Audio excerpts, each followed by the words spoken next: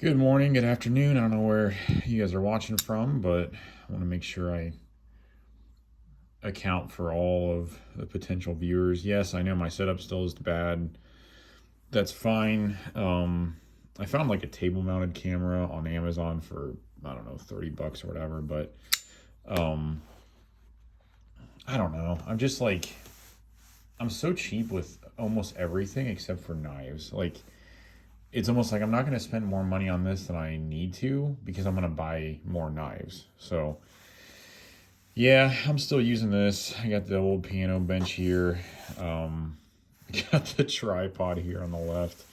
Sorry if that distracts you. I thought about cropping it out, but then it gets to be too hard to try to keep everything in, 2/3 of the screen. So, anyway, here we are. You can watch if you want. If not, that's okay. Eventually, I'll probably get a better setup. But for now, we'll be rocking this. So, anyway, what have I been carrying? And um, just in general, I guess, what have I been up to in life? I touched on it a little bit in my welcome back video, but I wanted to talk a little bit more about it today. So, what have I been carrying? The past week or so, I've been carrying the J Cape version 4, which you can see here. This is in the black with bronze handles. Bronze handles? I think it's bronze or I always get this confused. Bronze or brass. And I said this in my collection video too. I think it's I think it's brass. You can correct me in the comments if I'm wrong. Um, these are actually still available on their website, which is surprising because this model has been discontinued now for I don't know, a few months or something. Um, Sorry, you can see me wipe my nose there in the shadow. But yeah, these are still available. Last I checked on their website, they are so. I don't know if you guys know anything about these, but these are the Something Obscene company, which is the fist there. That's their symbol. J Cape. This is the V version 4. These are made by Rayot, as far as I know, and they're cool knives. I mean, I get a little kind of disillusioned with all the stuff Rayot makes. I mean, it's like, you have a new designer, XYZ, but then they're still made by Rayot. So it's like you're essentially always buying a Rayot, but it's just varying designs by different people. So it's kind of an interesting concept, interesting I don't know, thing to deal with. I don't know if you guys have that or not, but something that drew me to this knife is the just the aesthetics of it. Like, it's very unique, right? So it has the flame or the lightning bolt pocket clip, which is it doesn't have an external screw, which is cool. Um, Very unique design language. So it's how would I just let me see if I can turn this light down a little bit. So how would I describe the design of this? Overbuilt would be one way. You can see how thick the titanium liners are on this. Yeah, overbuilt and just very, very, very unique. Um, Sorry, that's my handkerchief right there. You can make fun of me if you want. Yeah, has this interesting blade shape here, and one other cool feature of the J Capes is it has removable inserts, which would be this black portion here.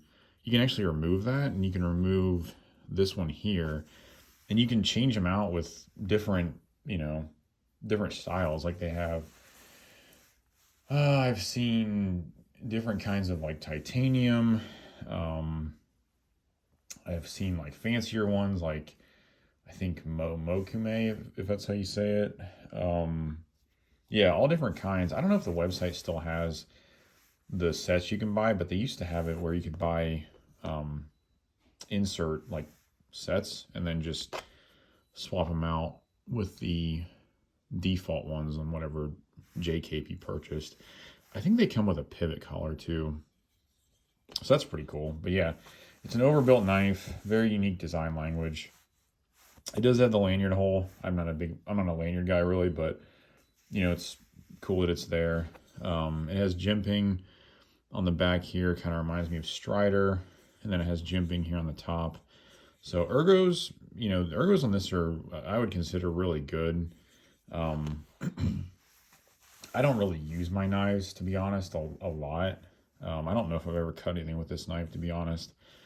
But yeah, I mean, the ergos seem really good on this knife. And you can get them in a bunch of different versions too. So like within this specific aesthetic, you can get, or you could get, I don't think you can anymore, but you can get one with a flipper tab. You could get one with thumb studs. You could get one with both. So, you know, just a lot of different options, which is cool. So this is the only one that was available when I went to purchase one of these. So, which is fine. I have the Gecko Customs version, which has the tab and the thumb studs. I never use the thumb studs. I just like the look of them being there. So, but yeah, cool knife. It's a heavy knife, as you probably saw before. The scales are really thick. Good action. It's on bearings and always fires reliably. Not quite. This one's not quite. This one won't quite drop shut, but the Gecko one that I have will. So I'm assuming as this one breaks in more, it'll eventually get to that point. So really good action. I mean, Rayot does a good job with their actions on pretty much any of their knives that I've ever experienced. So that's never been a concern for me. And yeah, just sort of a polarizing design and knife. So you can see it has the fist on both sides. Again, the blade is a unique shape, really thick and heavy. The pocket clip, I mean, it's, you know, if somebody in the knife community saw this in your pocket, they would know exactly what it was, which I'm sure is the point of the design of the pocket clip. It does come with an extra pocket clip that is, it's essentially, I should have gotten it out, but it's essentially just this lightning bolt here, and that's the shape of it, but it's about this size. So you can swap those out. They typically come with extra hardware. This one did not. I think these were a little bit of a special case where these didn't have like a certificate or an authenticity card. They didn't have the extra hardware, but they had everything else. And I don't know if, you know, they weren't intending to make these, and so they maybe, I think what it was is these were like a what's the word, like a batch that Something Obscene didn't intend to make, and Rayot somehow made it. So yeah, they don't come with some of the other stuff, which is fine. But yeah, if you want this exact knife, I'm pretty sure you can still order these. They're like $475, so they're not cheap, but really well made. They'll send a bunch of cool stuff along with them, like an air fresheners and stickers and stuff like that. So yeah, so that's what I've been carrying. Just a general life update. I think I mentioned that I left my corporate job about a month and a half ago, and so right now I'm actually door dashing, which is a lot of fun. My wife still works, so we're sort of going with that arrangement right now. Just a lot more time together, and you know, she and I are able to do things a lot more than we were when I was working a corporate job, you know, 5 days a week in an office. I've worked at home before for about 3 years, from 2020 to 2023. And I guess I didn't realize how much of a benefit that was. So yeah, I worked in this last job about 9 months, and just decided it was best for me to leave. So I did, doing the door dashing for now, which is great. I mean, it's, you know, I'm not making what I used to, but that's okay, because I have pretty much unlimited flexibility. I can go out whenever I want. I can do it for as long as I want, and I don't really have to report to anybody at all.